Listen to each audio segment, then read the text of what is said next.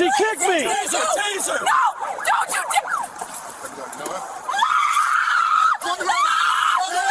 you Thursday night, 2:17 in the morning. Highway 41 stretches through rural Michigan like a ribbon of asphalt cutting through farmland and scattered woods. Deputy Rachel Moreno had been patrolling the route for 6 hours when she spotted the vehicle on the shoulder, hazard lights blinking weakly in the darkness. The car was a white sedan, late model, positioned awkwardly half on the gravel shoulder and half on the grass. No visible damage. No flat tire. Just stopped. Moreno slowed and pulled in behind the vehicle, activating her rear reds and blues to alert any passing traffic. She ran the plate. Registered to a Sarah Kimball, age 32, address in Lansing. No warrants. No flags. Clean record. She radioed dispatch to let them know she was conducting a welfare check and stepped out of her patrol vehicle. As she approached the driver's side window with her flashlight, Moreno could see a woman slumped forward against the steering wheel. The engine was off, but the hazards were still clicking. Moreno tapped on the glass. No response.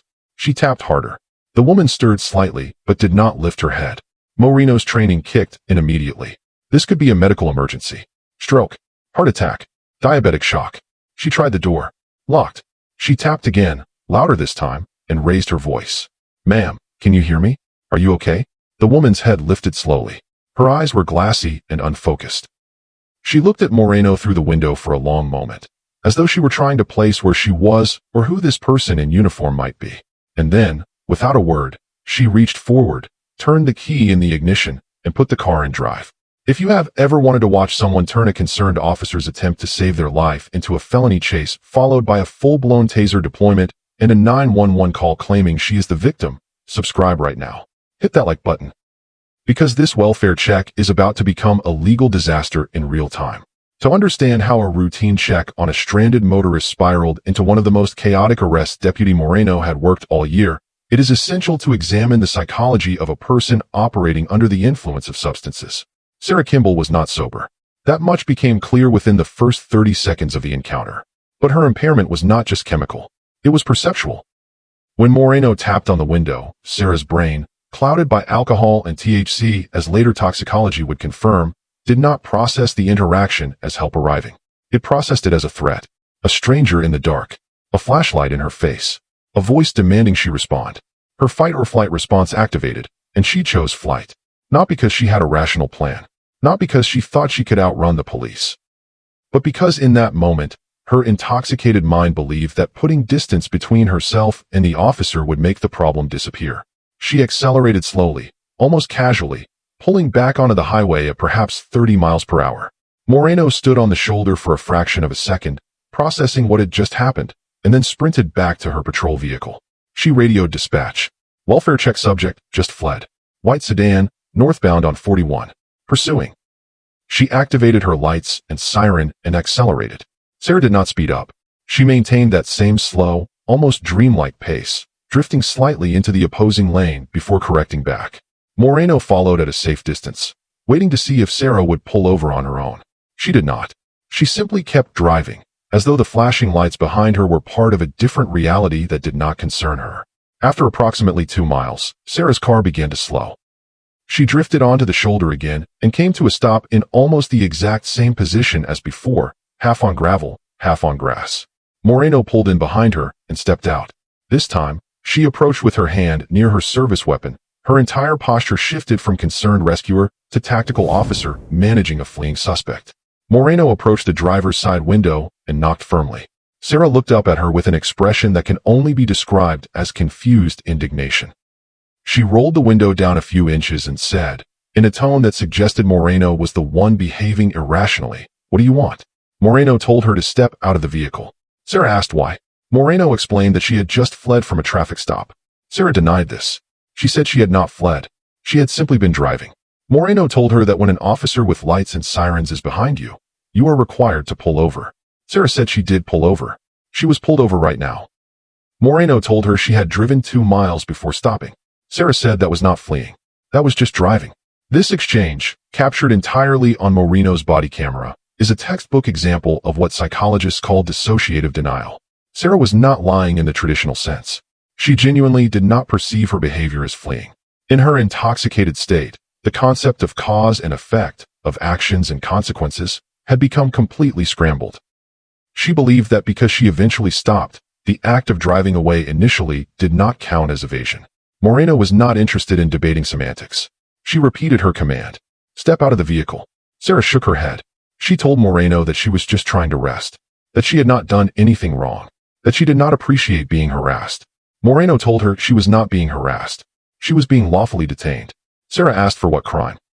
Moreno told her fleeing and eluding. Sarah laughed. It was a short, bitter sound. She told Moreno that was ridiculous. Moreno reached for the door handle. Sarah locked the door from the inside. Moreno told her to unlock it. Sarah refused. Moreno told her she had 5 seconds to comply, or she would be forcibly removed. Sarah told her she could not do that. Moreno started counting. 1, 2, 3. Sarah stared at her. 4, 5. Moreno radioed for backup and reached for her ASP baton. Before Moreno could deploy the baton to break the window, Sarah did something that shifted the entire encounter into even more dangerous territory. She pulled out her cell phone and dialed 911. Moreno could hear the faint ringing through the glass. And then Sarah began speaking to the dispatcher in a voice that was loud, frantic, and completely divorced from reality. She told the dispatcher that a police officer was attacking her, that she had been resting on the side of the road, and the officer had followed her and was now threatening to break her window, that she was scared, that she did not know what to do, that she needed help. The dispatcher, confused, asked for her location. Sarah gave the highway number. The dispatcher told her that units were already on scene and asked if she was refusing to comply with the officer's commands. Sarah said she was not refusing anything. She said the officer was being aggressive for no reason. This tactic, calling 911 during an arrest to create a counter-narrative, appears with increasing frequency in bodycam footage. It serves 2 purposes. First, it creates an official record of the suspect's version of events, a version they hope will contradict the bodycam evidence. Second, it attempts to invoke a higher authority, the dispatcher, to override the officer on scene. The suspect is essentially trying to get the police to police the police in real time. Moreno was not deterred. She told Sarah through the glass that she needed to end the call and exit the vehicle immediately. Sarah told the dispatcher that the officer was yelling at her. Moreno told her she was under arrest. Sarah told the dispatcher she had not done anything wrong. The circular logic was maddening to witness. Sarah had created a reality in which she was simultaneously the victim of police aggression and the rightful owner of a vehicle she refused to leave despite being lawfully ordered to do so. Backup arrived 3 minutes later. Deputy Luis Ortega pulled up behind Moreno's vehicle and approached. Moreno briefed him quickly. Subject fled from a welfare check. Refused to exit. Currently on the phone with 911 claiming harassment. Ortega nodded. He had seen this before. He approached the passenger side window and tapped on it. Sarah looked at him, still holding her phone, and shouted that she was calling the police. Ortega told her he was the police. Sarah told him she was calling the real police. Ortega tried the passenger door. It was unlocked. He opened it and leaned in. Sarah screamed. She told the dispatcher that they were breaking into her car. Ortega reached across and tried to unlock the driver's side door from the inside. Sarah grabbed his wrist. Moreno, seeing this through the driver's window, made the decision to escalate force. She drew her taser and aimed it at Sarah through the glass. She gave a clear, loud command. Release his arm and exit the vehicle now, or you will be tossed. Sarah looked at the taser. For a moment, it seemed like the reality of the situation might finally penetrate the fog of intoxication. But instead of complying, Sarah did something that sealed her fate. She kicked. Her foot shot out toward Ortega, connecting with his shoulder. It was not a powerful blow. It did not injure him. But it was intentional physical contact with a law enforcement officer. In the state of Michigan, that is felony assault. The moment her foot made contact, the legal ground shifted completely. This was no longer just a fleeing and eluding case. This was battery on an officer. Ortega pulled back and drew his own taser. Both officers were now armed and ready. Moreno gave one final warning. Exit the vehicle or we will deploy tasers. Sarah screamed into the phone. They are threatening to tase me. I have not done anything. The dispatcher, clearly exasperated, told her to comply with the officer's commands. Sarah hung up on the dispatcher. Then she looked directly at Moreno and said something that would be quoted in the arrest report, the charging documents, and eventually at trial. I am the only person who cares about me. I am alone. Just leave me alone. The statement, I am the only person who cares about me, is a window into the psychological state driving Sarah's behavior. It reveals a profound sense of isolation and victimhood. In her mind, she was not resisting arrest. She was defending herself against a hostile world that had never cared about her well-being. The officers, who had initially approached to check if she was medically okay, were now recast as persecutors in the narrative she had constructed. This mindset is not uncommon in individuals suffering from substance abuse combined with untreated mental health issues. The world becomes binary. Me versus them. Victim versus oppressor. There is no room for nuance. There is no room for the possibility that the officers are simply doing their job. Everything is personal. Everything is an attack. Moreno did not have time to psychoanalyze Sarah. She had a decision to make. Continue the standoff and risk Sarah fleeing again, potentially causing a crash. Or deploy the taser and extract her by force. She chose the latter. She gave the final command. Exit now.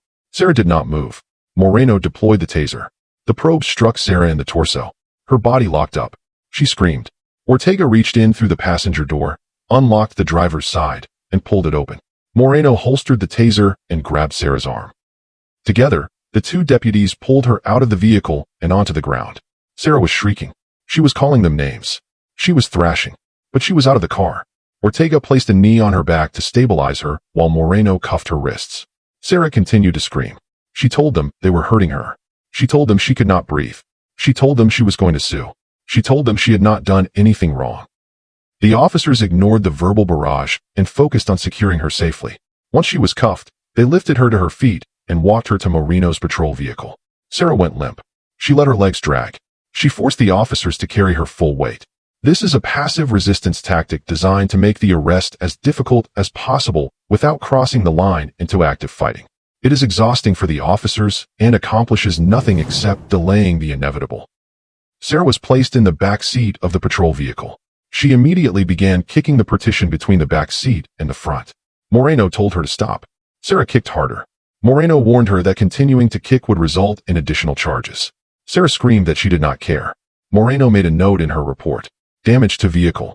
Destruction of property. Ortega returned to Sarah's vehicle to conduct an inventory search before it was towed. What he found was damning. A one-hitter pipe in the cup holder, residue visible. A half-empty bottle of vodka wedged under the passenger seat. An open container, another violation. A prescription pill bottle with someone else's name on it. Ortega photographed everything. He bagged the contraband as evidence. The vehicle reeked of marijuana and alcohol. The case against Sarah was building with every item he logged. Back in the patrol vehicle, Sarah had stopped kicking. She was crying now. Not the angry, defiant crying from earlier. This was softer, sadder. She was muttering to herself. Moreno could hear fragments through the partition. Nobody understands. I was just tired. I just needed a break. The self-pity was almost overwhelming.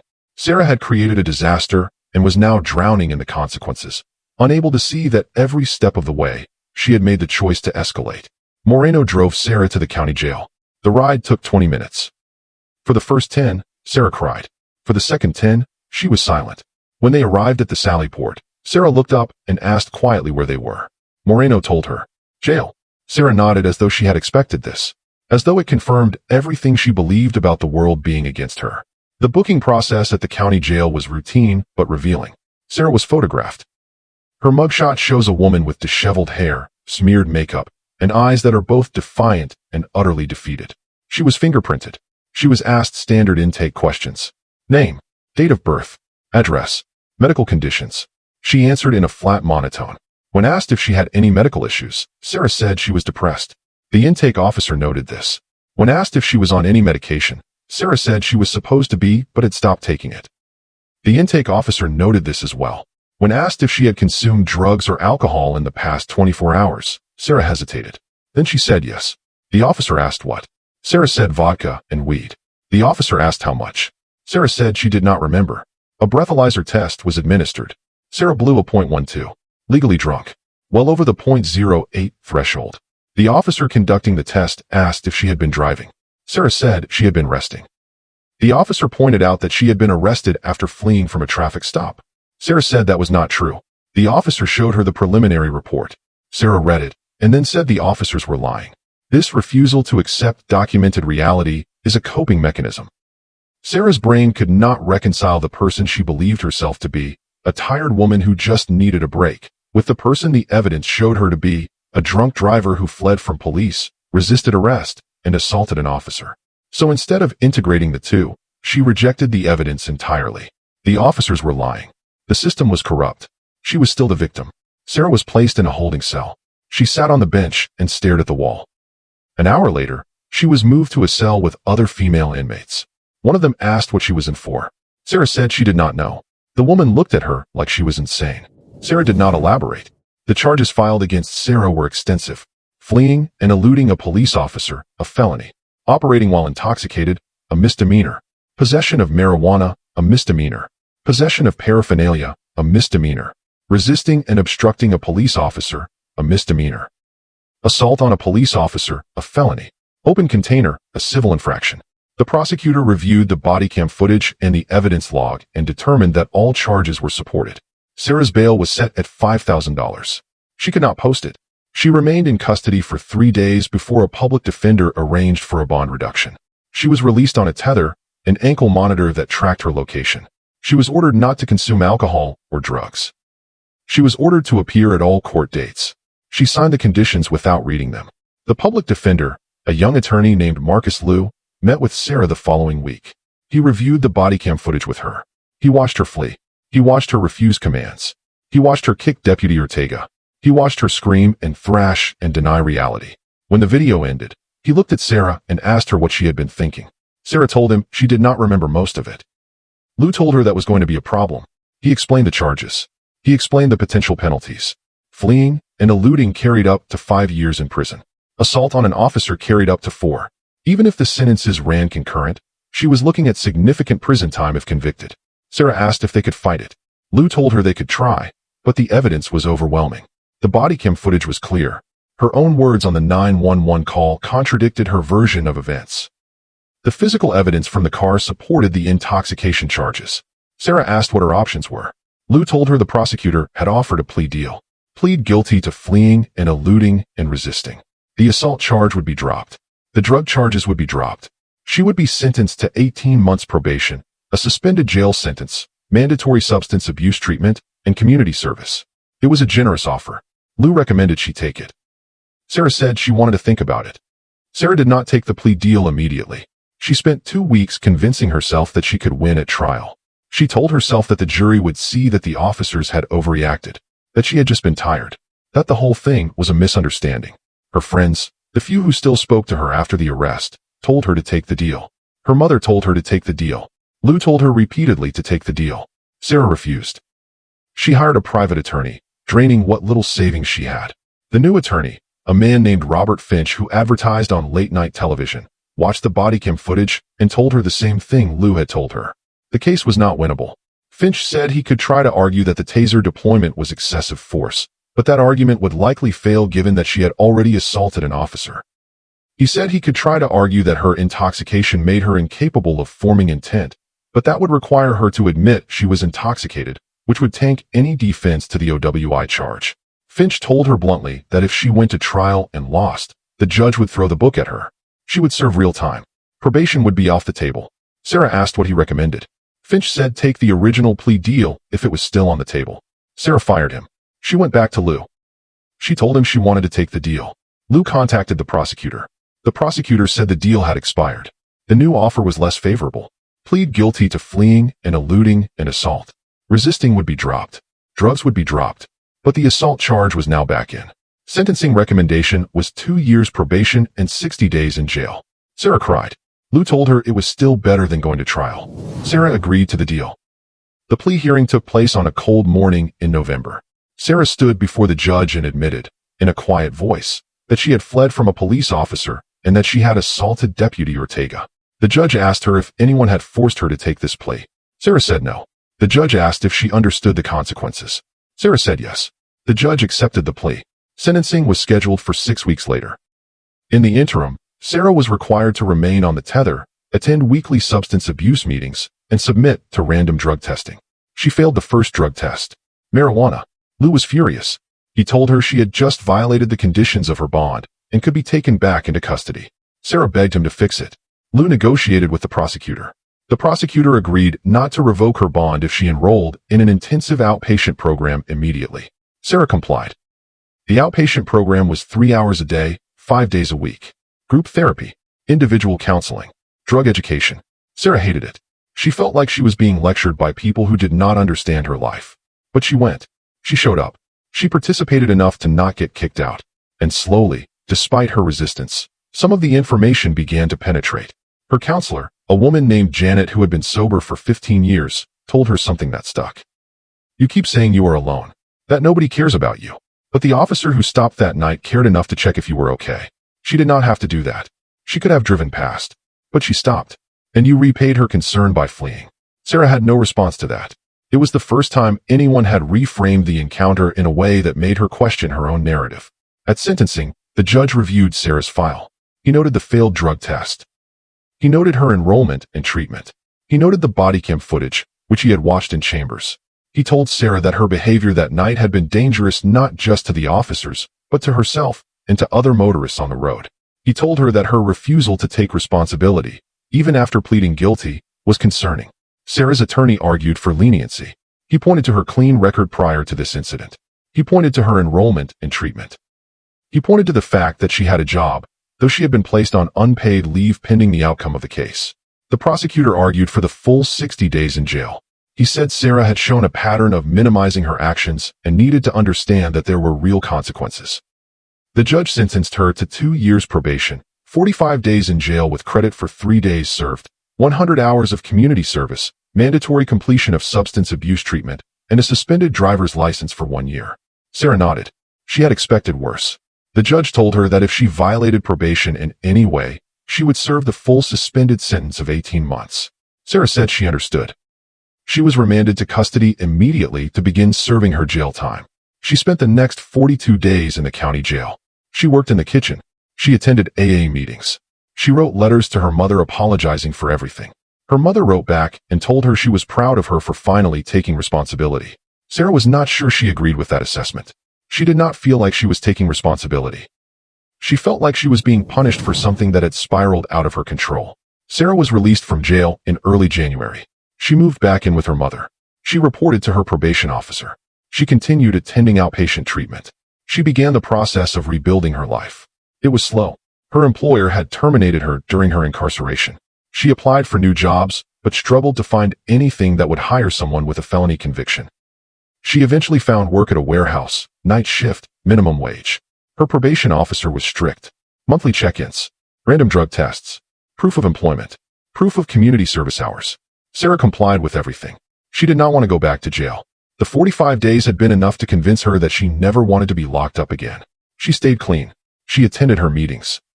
She completed her community service picking up trash along the highway, ironically the same highway where she had been arrested. During one of her therapy sessions, her counselor asked her what she had learned from the experience. Sarah thought about it for a long time. She said she had learned that running away does not solve problems. That pretending something did not happen does not make it go away. That the world does not stop just because you are tired or sad or overwhelmed. The counselor nodded. She told Sarah that was a start. Sarah asked if it ever got easier. The counselor told her it did, but only if you kept working at it. Sarah asked what happened if she messed up again. The counselor told her that everyone messes up. The question was what you did after. Did you learn from it, or did you repeat it? Sarah said she did not want to repeat it. The counselor told her that was the most important thing she could say.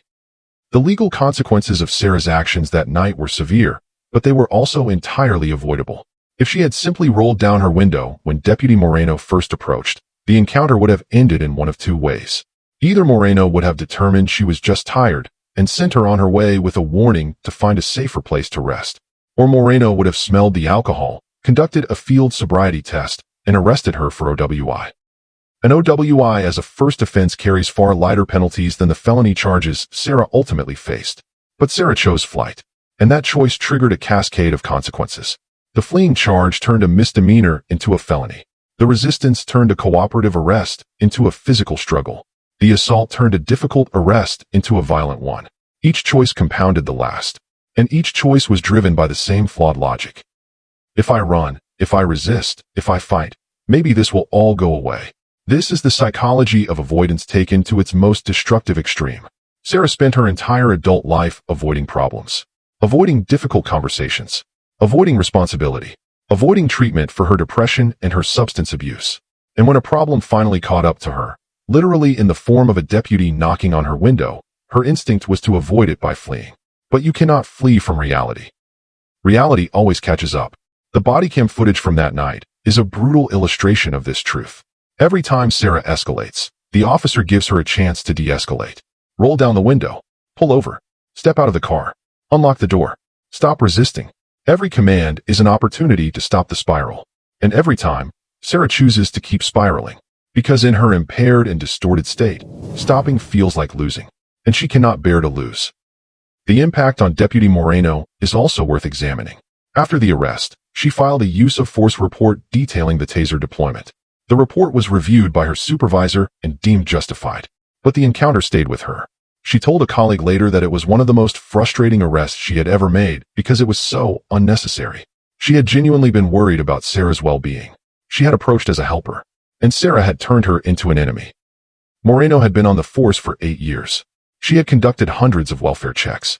Most ended with a thank you. A few ended with a transport to the hospital. 1 or 2 ended with an arrest for public intoxication. But this was the first one that ended with a taser deployment and a felony assault charge. It bothered her. Not because she thought she had done anything wrong. The bodycam footage and the internal review confirmed she had followed protocol. But because it felt like a failure of human connection. She had tried to help. And instead of accepting help, Sarah had seen her as a threat. Moreno understood intellectually that this was the result of intoxication and mental illness. But emotionally, it still stung. She wondered if there was anything she could have said or done differently in those first 30 seconds that might have changed the outcome. Her supervisor told her no. That some people are too far gone in the moment to be reached. That all she could do was her job. Moreno accepted that. But it did not make the encounter any less haunting. Deputy Ortega, who had been kicked, was less conflicted. He viewed the arrest as straightforward. Subject fled. Subject resisted. Subject assaulted. Subject was arrested. The end. He did not spend time dwelling on the psychology of it. That was not his job. His job was to go home safe at the end of his shift. And he had. That was all that mattered to him. The broader societal implications of this case are significant. Sarah's story is not unique. Across the country, officers conduct thousands of welfare checks every year. And a troubling percentage of them end in arrest because the person being checked on is intoxicated, paranoid, or both. The very act of trying to help is perceived as aggression. And what starts as compassion ends in handcuffs. This dynamic raises difficult questions about the role of police in mental health and substance abuse crises. Should officers be the first responders to these situations? Should there be social workers or mental health professionals on scene instead? Some jurisdictions have experimented with corresponder models where a clinician rides along with the officer. The results have been mixed. In some cases, the clinician can de-escalate situations the officer cannot. In other cases, the clinician is just as ineffective because the person in crisis is too impaired to engage with anyone. Sarah's case also highlights the inadequacy of the criminal justice system in addressing the root causes of behavior like hers. She was sentenced to probation and jail. She was ordered to complete treatment. But the system did not address the underlying depression that had driven her to self-medicate with alcohol and marijuana. The treatment program helped, but only because Sarah eventually engaged with it. If she had continued to resist, the treatment would have been useless. The question remains, what should society do with people like Sarah? People who are not violent criminals, but who are too impaired or too unwell to make safe decisions. Jail is not the answer. It is expensive, it is traumatic, and it does not rehabilitate. But simply releasing them back into the community without intervention is also not the answer. Sarah's case ended relatively well because she eventually accepted help. But what about the people who never do? 6 months into her probation, Sarah had a moment of clarity. She was sitting in a group therapy session, listening to a man describe his 3rd DUI arrest. He talked about how he had convinced himself each time that he was fine to drive, that the rules did not apply to him, that he was smarter than the system. And Sarah recognized herself in his words. She raised her hand and spoke for the first time in weeks. She told the group about her arrest. She told them about fleeing. She told them about calling 911 on the officer. And she said something she had never said before. I was wrong. The room went quiet. The facilitator asked her to elaborate. Sarah said she had spent months blaming the officers, blaming the system, blaming her circumstances. But the truth was, she had made bad choices. She had driven drunk. She had fled. She had resisted. And she had assaulted an officer. None of that was anyone's fault but hers. The group nodded. Several people thanked her for sharing. One woman said it had taken her years to reach that point. Sarah said she did not want it to take years. She wanted to do better now. That session marked a turning point. Sarah began engaging with her treatment more seriously. She started seeing her individual counselor twice a week instead of once. She joined a women's recovery group that met on weekends. She started journaling. She started exercising. She started rebuilding the life she had almost destroyed. It was hard.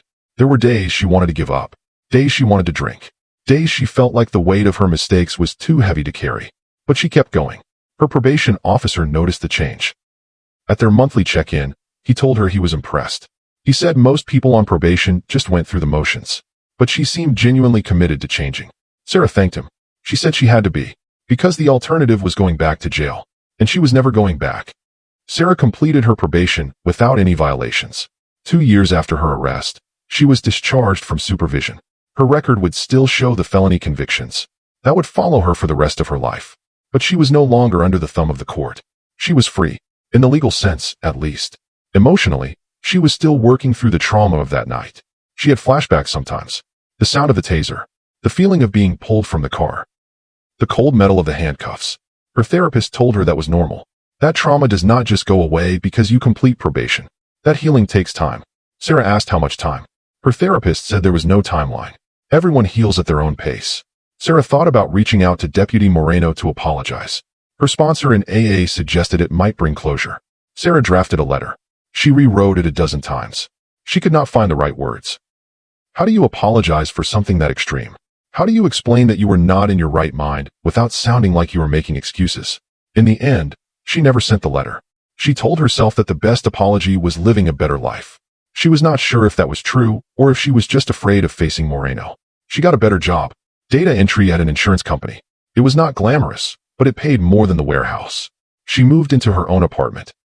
She adopted a cat. She started taking classes at a community college. She did not know what she wanted to study, but she knew she wanted to learn. She wanted to prove to herself that she was more than the worst night of her life. 3 years after the arrest, Sarah was invited to speak at a DUI awareness event hosted by a local nonprofit. She was terrified. She had never spoken publicly about what happened, but her counselor encouraged her. She said sharing her story could help other people avoid making the same mistakes. Sarah agreed. She stood in front of a room of 50 people, mostly high school students, and told them about that night. She told them about being slumped over the wheel, about fleeing, about calling 911, about being tossed, about jail, about probation, about the long, hard road to recovery. She did not sugarcoat anything. She did not make herself the hero. She made herself the cautionary tale. When she finished, the room was silent. Then a girl in the front row raised her hand and asked if Sarah ever thought about drinking again. Sarah said yes, every day, but she did not do it, because she knew where it led. Another student asked if she regretted what happened. Sarah said she regretted the choices she made, but she did not regret the consequences, because the consequences forced her to change, and changing had saved her life. After the event, several students came up to thank her. One boy said his uncle had died in a drunk driving crash. He said hearing Sarah's story made him understand how it could happen. Sarah told him she was sorry for his loss. The boy nodded and walked away. Sarah felt a weight lift. She had spent years carrying shame, and for the first time, she felt like maybe, just maybe, that shame could be turned into something useful. Sarah is 35 now. She has been sober for over 3 years. She completed her degree in social work. She works at a nonprofit that provides support services to people struggling with addiction. She tells her story to clients all the time. She uses it as a mirror. This is what rock bottom looks like. This is what happens when you run. This is what it takes to climb back. She still thinks about that night. About Deputy Moreno tapping on the window. About the choice she made to drive away instead of rolling it down. She wonders sometimes what her life would look like if she had made the other choice. Would she have gotten arrested for OWI that night anyway? Probably. Would it have been as bad as the felony charges? No. But would she have changed? She is not sure. She thinks maybe she needed to hit bottom that hard to finally start climbing. The bodycam footage from that night is still online. Sarah has watched it once. She could barely make it through. Watching herself thrash and scream and deny reality was like watching a stranger. She could not believe that was her. Her therapist told her that in a way, it was not. That the person in that video was someone consumed by addiction and mental illness. That the person she is now is different. Sarah wants to believe that. Most days, she does. She has never reached out to Deputy Moreno. She still does not know what she would say, but she thinks about her sometimes. She wonders if Moreno remembers her.